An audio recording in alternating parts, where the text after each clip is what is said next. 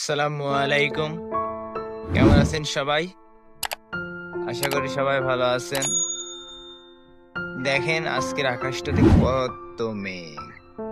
তারপরে আমি আমার ছাদের উপরে আসলাম আমার ফুল গাছগুলো দেখার জন্য। দেখেন আমার কত ফুল গাছ।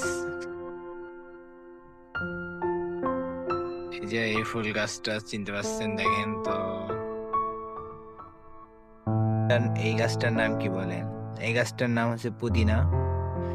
এই পুদিনা গাছের অনেক উপকারিতা আছে, যার জন্য আমি এই পুদিনা গাছটি নার্সারি থেকে সংগ্রহ করে আমার বাসার ছাদের টবে লাগাইছি।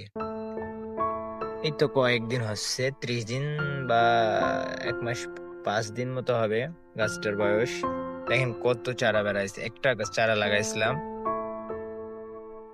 আমার ফুল গাছ অনেক ভালো লাগে।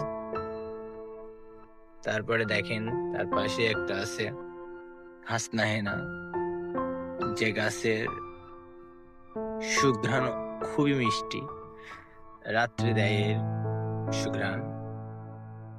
তো অবশ্যই দেখেন আমার এই গাছটা অনেক ফুল দেয়। কয়দিন আগে ফুল দিছিল, আবার দেখেন নতুন করে সব ফুল এসছে। এই যে